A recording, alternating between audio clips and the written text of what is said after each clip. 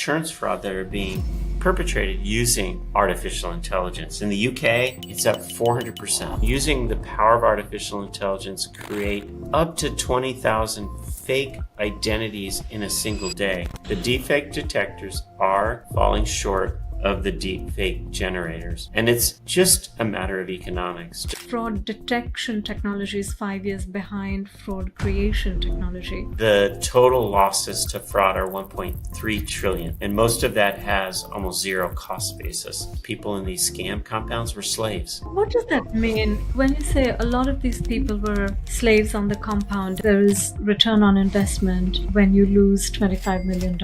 The old-fashioned methods. Only a small fraction is using artificial intelligence. I don't know how to protect myself and my business or the organization that I'm working with. This could all be an AI-generated conversation between me and you. It can be your AI agent talking to my AI agent in my voice using ChatGPT's API and our voice clones to communicate with each other. Hello and welcome to Beyond the Algorithm. I'm your host, Arti Samani. I work with executives to incorporate AI into their business strategy and run awareness workshops on AI risks and cybersecurity. I also talk about it a lot at conferences, at corporate events, and here on this show. Today we are venturing into the critical topic of cybercrime. It is rising at an alarming rate, and every day we hear new stories of sophisticated scams, data breaches, and new fraud tactics. But what is driving this surge and how can we protect ourselves? The topic is vast and complex. There are many factors leading to the proliferation of cyber fraud. AI is the biggest contributor, but along with technology, social engineering plays a major role. Did you know in Q1 of 2024, 90% of successful attacks involved human manipulation? Cybercrime as a service is a growing industry, and there is a whole shadow economy around it, a very lucrative one at that. Small businesses are caught in the tight clutches of ransomware attacks, and security technology is just not able to keep up pace of fraud innovation. The environment is like nothing we have seen before. In these situations, it is important that we bring as much information and awareness as possible. And that's why I have a very special guest on the show today. His name is Frank McKenna, a lifelong fraud fighter. Frank started his career in 1990 as a fraud analyst and investigator and has been working with financial service businesses the world over. At present, Frank is the co-founder and chief strategy officer of Point Predictive, an organization that focuses on solving application fraud for the lending industry. Frank on Fraud is a personal blog that he writes and one that I read diligently. Frank, welcome to Beyond the Algorithm. I am so delighted to have you as my guest today. I'm super happy to be here, and thank you for inviting me. Can you tell us some more examples? On a Sunday morning, he got a Zoom call request from the CFO, and he hopped on the Zoom call. And lo and behold, there's the CFO, and other people from the company started to join the Zoom call. So this isn't something that all of us would do every day, right? You join a Zoom call, and here's a bunch of people from the company. There's the CFO. And then the CFO starts to order him to do things in quick succession. He's saying, I want you to write this down. You need to do this right away. Send a wire transfer to this for this amount. Send a wire transfer to this bank account for this amount. And he got the accounts payable clerk in a rush to send these things out. And he did it through Zoom. The accounts payable director, being a good employee, actually carried it out. And it wasn't until about 3 days later that he realized that the whole Zoom call that he had taken was actually a deepfake. That wasn't the CFO. Those weren't the employees. Even though they looked like people that he'd worked with, it wasn't them. And that company lost $25 million. That's an attack prime example of the types of attack that we're going to see with artificial intelligence. So this case has been publicized a lot and it's being investigated by the police at the moment. What are some of the other examples that perhaps fly under the radar and people aren't aware because they aren't so well publicized? Yeah, some of the other ones that I think that you're maybe not hearing about too much, but insurance fraud. So if you think about insurance fraud, this is more a warning for insurance companies that fraudsters are now using artificial intelligence to boost their insurance claims. So how do you do that? You do that with Adobe Photoshop. Adobe Photoshop is a great tool for photographers, but it's also a really powerful tool for fraudsters, especially now, because they've introduced what they call generative AI fill. So how does this occur? How does a fraudster use AI to get money from an insurance company? Well, what they can do is take a picture of their car. Just take a picture of their car. They upload it in Adobe Photoshop. They can highlight the bumper and they can instruct the generative AI through a prompt to damage the bumper. And they can create a big dent in the bumper. They can submit that as an insurance claim working with a body shop or a repair company that's collusive with them. And they can get a check to repair this damage, but it's all fake. They can get a check from the insurance company for the balance of the damage. That's one example. They could total their car with generative AI. You can take a picture of your car, upload it to Adobe Photoshop, and then total your car, all with artificial intelligence, and get a check for the total amount of your car. There's many examples of insurance fraud that are being perpetrated using artificial intelligence. In the UK, it's up 400%. It's a big type of fraud there. A lot of people are committing this type of fraud with their insurance companies.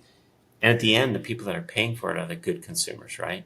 The good consumers have to cover those costs of the people committing fraud. So that's an example of AI that's in a damaging way that it's being used. There's other ways that artificial intelligence is being used through fake documentation. So you may not know this, but there are websites out there. Generator 3.0 is one of them. It's onlyfake.org. And criminals do this. They can go on there and using the power of artificial intelligence, create up to 20,000 fake identities in a single day. So imagine they could create the identity of every single person in a city within a single day using the power of AI. And when I talk about what are they creating with these document generators, they're creating social security cards that look like they're real, driver's licenses that look like they're real, pay stubs and bank statements, all the documentation around how to look real. There's other examples, and I can go into them, but those are just some of the ways that we're seeing AI kind of proliferate the fraud landscape. So if I'm an insurance company, how do I know whether this is genuine or real? So typically the process is the customer files their claim, you request photographic evidence of a damaged car, they send the pictures, you contact the body shop, they get you a quote, and if it's genuine, you pay out. It's not feasible to send out humans to examine the car physically. It's just too expensive. So how do you know if this is a fraudulent claim or a real claim? So one of the things you can do is use like deepfake detectors to see if an image has been altered. So there are technologies that insurance companies can use that they can run it through to see if there's been any altering of the images. That's one thing that they can do. The second thing that they can do is through verification calls, communicating with the claimant and communicating with the body shop and verifying those independently what they're saying to see if it's real. So it may not be feasible to do a site inspection of the vehicle or a site inspection if there's like a property claim. But it is feasible to do like a verification call that you can employ tactics to listen for discrepancies of what they're claiming, where the accident occurred, how it occurred, where is the damage, some of those things. So they can do those verification calls. There is services, and here in the United States, it's like Uber and others that'll do errands and things like that. You could even deploy some of those types of services to swing by the body shop and independently take a picture of the car and submit it to the insurance company. There are many different ways, but mostly it's just applying some common sense to the claim. Typically, when you have these claims, everything isn't going to add up. There's going to be some red flags. So most of what you described there, it's actually human validation or validation with humans. So listening out for discrepancies or cross-examining and making sure the testaments match, etc., except for deepfake detectors or synthetic image generated detectors, etc. So it seems to me like security solutions are falling short. And a stat that I read somewhere is that the fraud detection technology is 5 years behind fraud creation technology.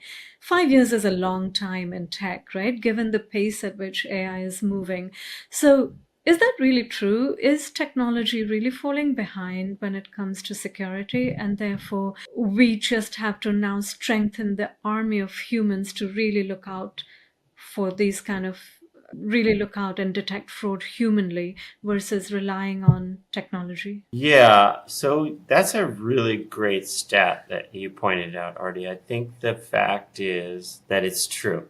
The deepfake detectors are falling short of the deepfake generators.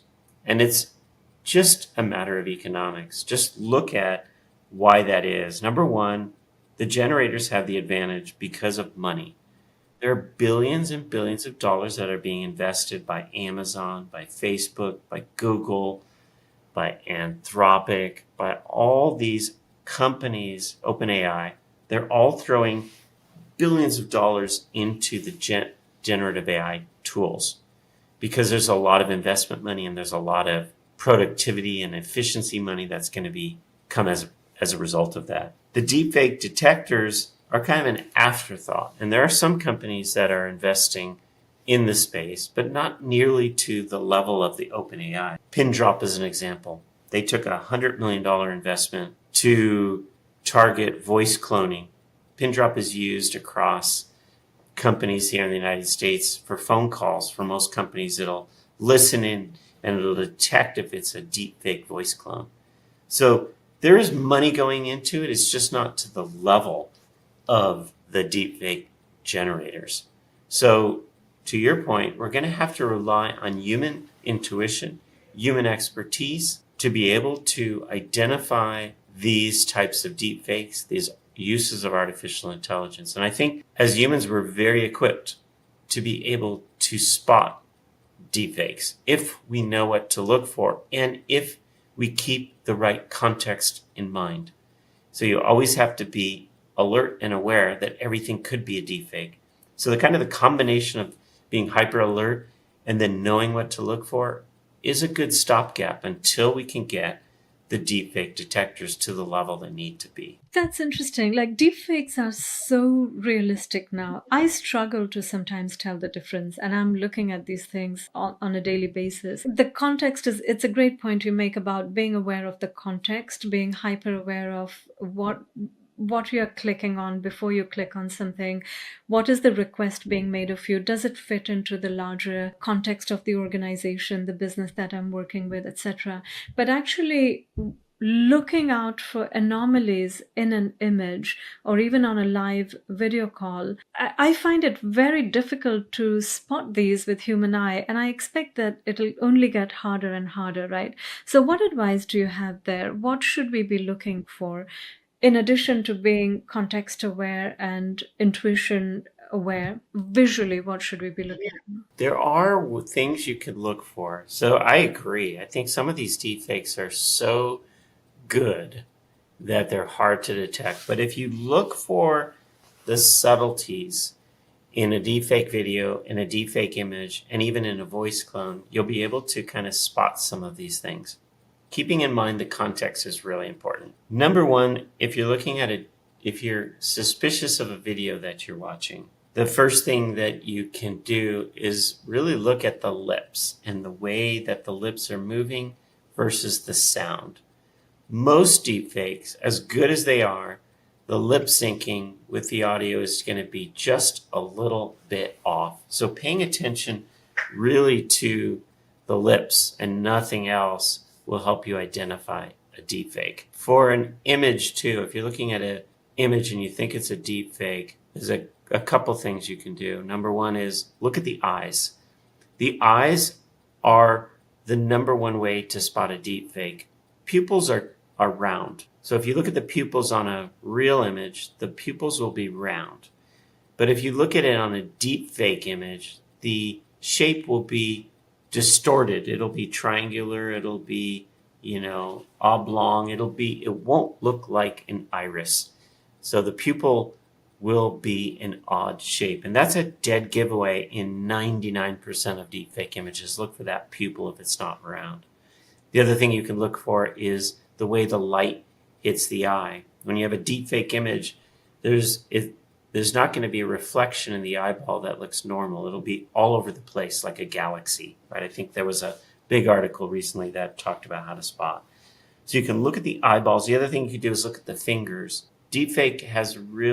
Imagery has a real problem with fingers. So it won't have fingernails.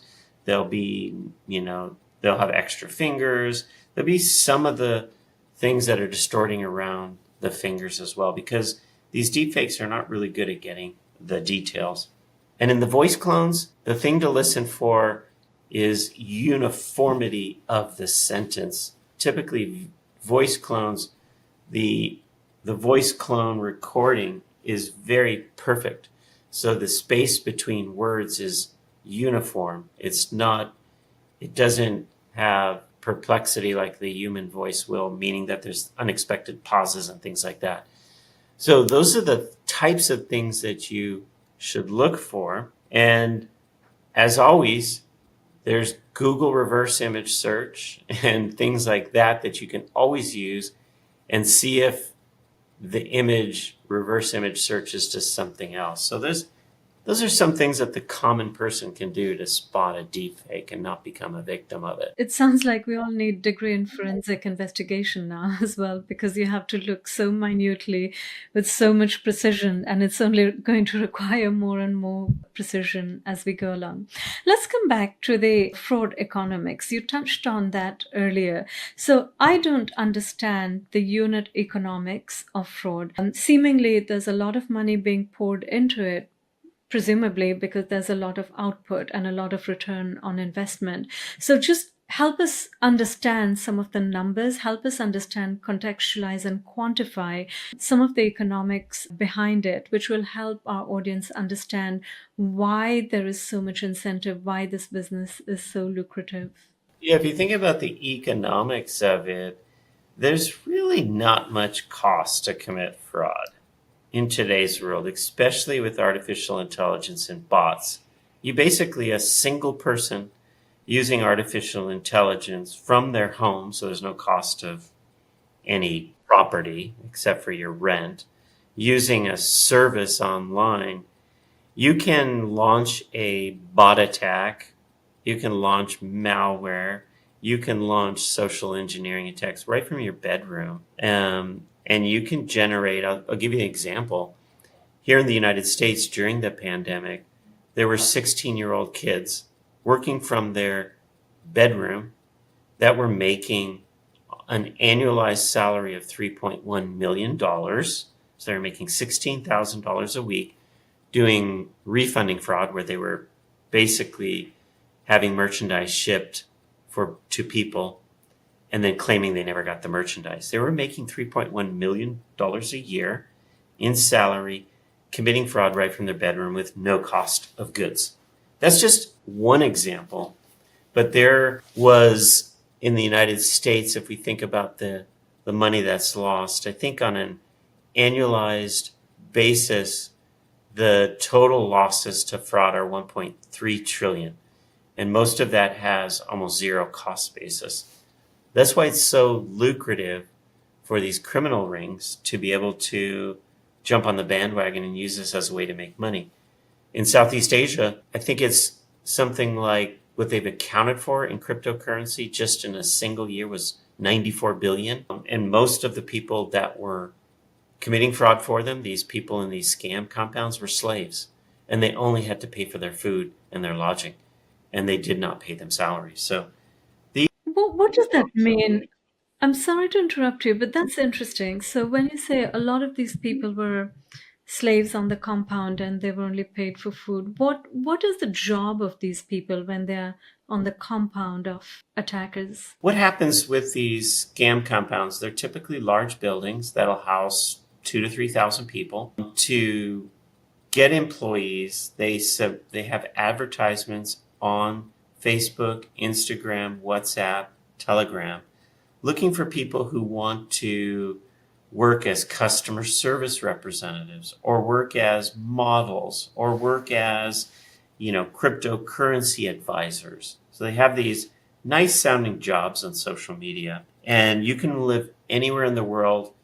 They will pay for your plane ticket to come to countries like Thailand or Cambodia. When you arrive on the plane, they'll pick you up in a bus, or sometimes you have to walk many miles.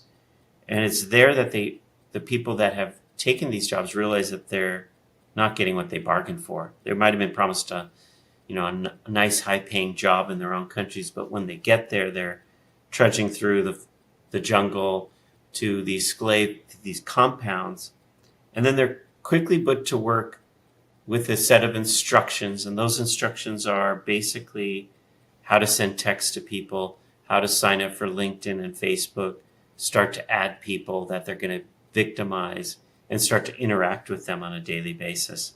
So instead of being a customer service representative, you end up working for these scam compounds with thousands of other people scamming people. And if you don't hit your quota every day, they'll actually torture you and beat you as a way to incent you to scam more people and to be more successful. And they end up never paying these people a salary. In fact, they almost work as indentured servants to try to pay off the price of the plane tickets. So they are essentially slaves, and they're scam slaves working in these centers. That's what it means. Thank you. I had no idea this was a real thing. This is the first time I'm learning this. So thank you for making us aware of what is going on out there. There's over 300,000 human slaves right now in the world that are in these scam compounds throughout Cambodia, throughout Dubai, through different countries in Latin America and Southeast Asia that are scam slaves working in these compounds. 300,000 people. So it's a very significant problem. And this is the fraud economics, right? So my apologies for interrupting you, but you were talking about the money. So it's not costing them a lot. They have almost free labor. The tools are very cheap, very inexpensive. They don't have real estate cost, etc. And then they're successful. And I think the fact is that there's very little worry that they need to have that they're going to get caught. 99.9% of people that commit fraud are never caught. And if they are caught, most of them will not serve any jail time.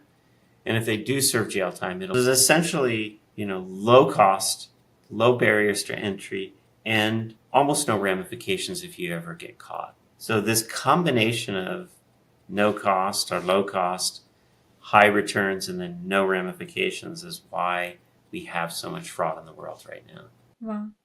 But the case that you described earlier about the finance professional in Hong Kong, the deepfake CFO, that must require some level of technical knowledge, technical expertise. They clearly understand human psychology very well, which is why even though they are AI powered, the phishing attacks, the social engineering attacks work very, very well. So I can understand that some of the fraud is inexpensive, but there must be the organized gangs must require money. They must hire engineers. They must hire technical people to break into some of these defenses, etc.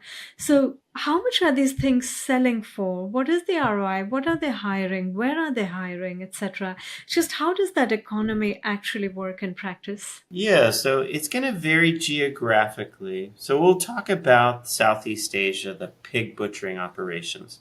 We'll talk about how they operate.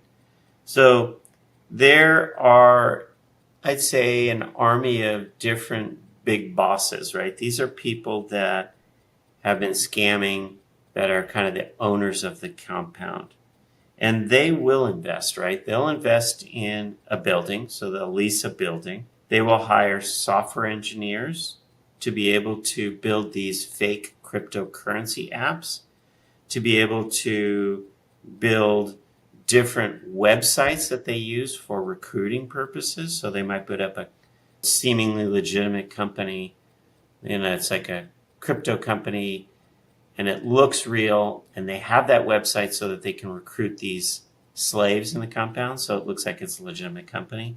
And then they'll hire these software engineers to create AI programs and tools. So deepfake software, the ability to take any face that they take a picture of a model, deepfake it so that anybody in that scam company can use that face and call a victim. So the software engineers will do all of the technical work, and they'll pay a pretty good amount for those software engineers for local currency.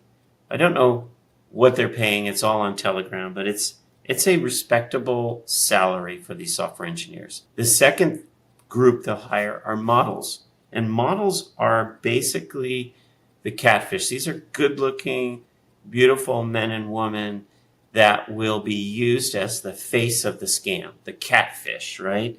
And they will take pictures of these people, these models, eating, traveling, shopping for luxury items, in the hospital, all sorts of life situations with these models that are then used as props in these cyber crime. And then the third tranche of people are the workers. These are the managers and the call center employees who are sending text messages, using WhatsApp, doing voice calls, and doing the videos using the deepfake AI, interacting with the victims. And those are the lowest levels. And they are the ones that are interacting with the victims. So they have this, it's a company that involves all of the same things a normal company would have. But they're able to scale it up because most of that labor, 80% of it's free or very low cost. It's fascinating, isn't it? The deep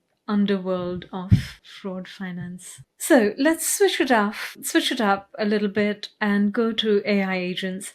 So when ChatGPT 4 was released, it was very buzzy, right? It can suddenly see us, hear us, respond emotionally, understand our emotion, etc., etc.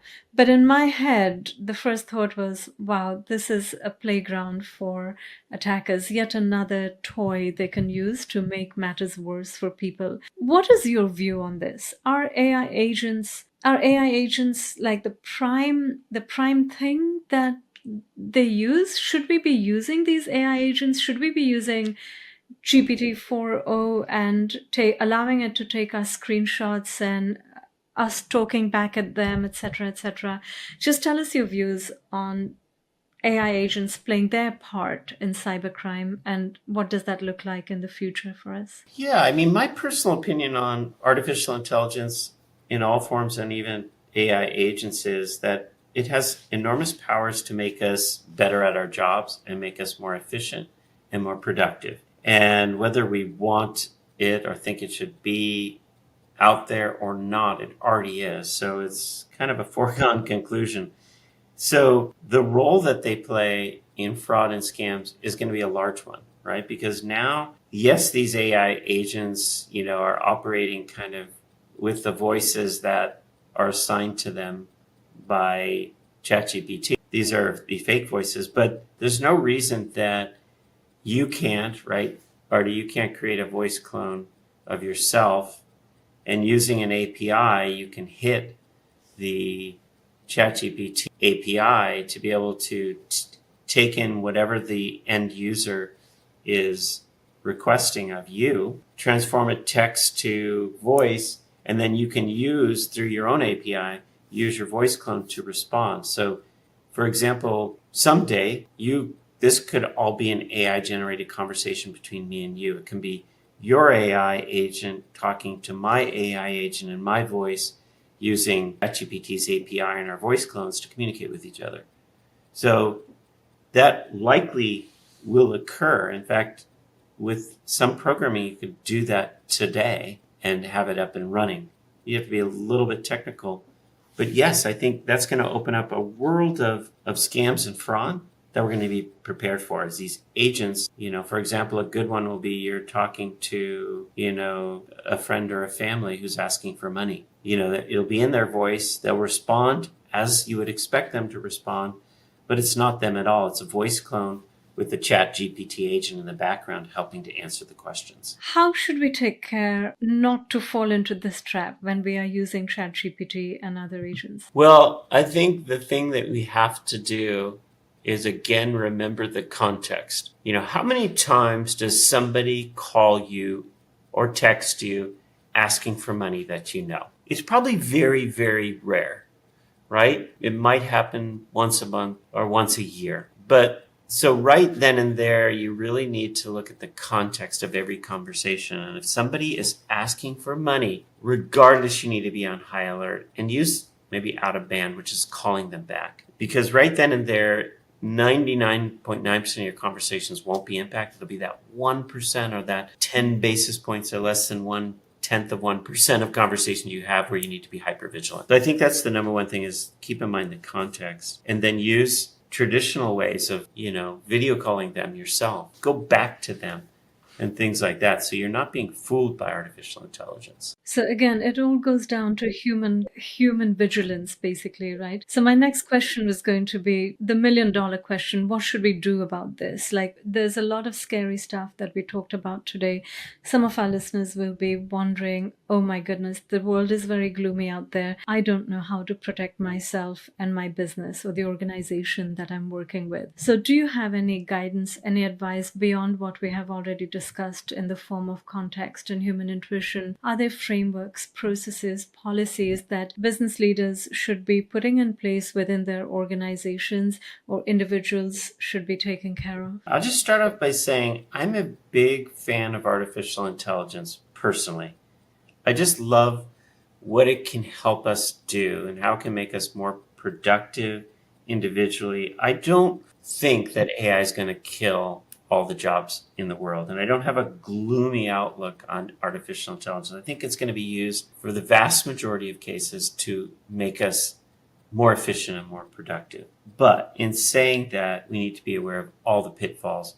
And as fraud professionals, we need to be aware of what we can do. So I'd say the number one thing, maybe we didn't talk about this already, but I would highly recommend that every company get some training on the pitfalls of artificial intelligence, how to spot it, how to be aware of it, and what to do about it. So training, I think, is step one. So I think that's important that companies consider that. If we think about everything we've talked about already, 99.9% of fraud is still the old-fashioned methods. Only a small fraction is using artificial intelligence. So we're still in the very, very early days, which means that we need to work more on the training and awareness side of it, and then work on the detection technologies and things like that over time. But the thing we can do right now, today, is training and awareness. And I think that's what you do very well.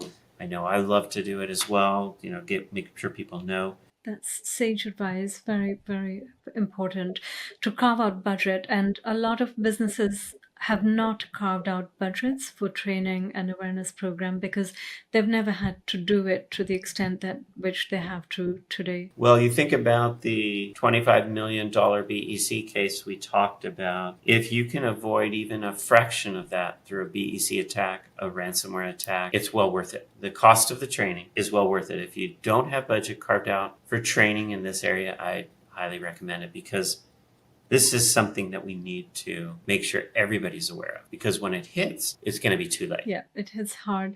And that's a great point, because a lot of times I hear people say, well, how do we quantify the return on investment on training? And my response is that there is return on investment. When you lose $25 million, you will know how to quantify it and what your return is. I often find companies will ask me that same question. And my answer is always, there's always going to be an ROI for fraud prevention. You can wait and you can take the losses to prove out the ROI, or you can spend the money to avoid the losses. There's always an ROI if you wait long enough. Do you really want to wait long enough and take the loss? Or do you want to be preventative, spend a little bit up front to avoid it? And in almost all cases, companies elect to be preventative. If they don't, they've learned a hard lesson. Yeah, and they will be very hard lessons in times to come. So Frank, one question I ask all my guests before we sign off is, what conversations or what is the question that executives and boards should be asking but are not? That's a really good question. I think one of the questions, if I was an executive, would be, what are our real vulnerabilities? Nobody's going to get in trouble, but I really want to know where we're exposed. Asking very specific questions about phishing and malware and access to systems. Are one-time passcodes absolutely required every single system's access? Are we using whitelisting on all of our IP addresses for sensitive systems? Do we have training for AI attacks, for malware, for phishing, for social engineering? Ask very specific questions about vulnerabilities and make sure that nobody feels afraid to answer you. Because I think that's the only way that a company is going to be able to take preventative action, is to really understand where the risk is so that they can spend the money and the time to stop it. Yeah, great point. And this should be part of every executive meeting and every board meeting, I feel, because the landscape is changing so quickly that if you blink, you've almost missed what's going on. So it's important that the risk register is kept up to date, reviewed, and acted upon on a very regular basis. Absolutely. I 100% agree. In fact, a lot of boardrooms now have the title Chief Fraud Officer is a new title that is joining the boardrooms, because a lot of executives realize fraud, cybersecurity needs to become part of the boardroom, needs to be part of the conversation, because a single ransomware attack, a single AI attack, a single pig butchering attack has the power to bring that company down permanently. So it has to be part of the conversation. Very interesting. And what does the profile of that individual look like? The profile of its chief fraud officer is somebody that has experience, typically, 10 plus years experience working in a bank, working for a software vendor, working for a platform, that knows all of the dynamics of fraud. So it's a very experienced person, and they are well versed in how to communicate in a quantitative way to executives about the damage of fraud and the economics. And their whole job is to ensure the protection of the company against fraud and cyber scams, and to bring it to the board's attention. So they are the highest level, keeping the business running and free from fraud. That would be the general profile of that type of person. Well, thank you for sharing that. I hadn't come across that role, but it makes total sense. Frank McKenna, thank you so much. I have thoroughly enjoyed this conversation with you today. I have learned so much. I know I learned a lot during the prep session, but today has opened up a whole different dimension in my own thinking and in my own view of the world and perspectives. Thank you so much for your time. I very much appreciate it. And this will be a very powerful episode, or powerful 2 episodes for our audiences. Yeah, thank you for the work that you're doing. I follow you on LinkedIn, and I love your post, and I've even used some of those in my own training. I really appreciate your passion for educating people through this podcast, through your posts, through your training about AI and the future danger and why we need to be prepared. I think it's a really valuable to have your voice out there raising the alarm so that we can get ahead of it. So I appreciate it, and I'm looking forward to conversations into the future. Thank you so much. Thank you, Frank.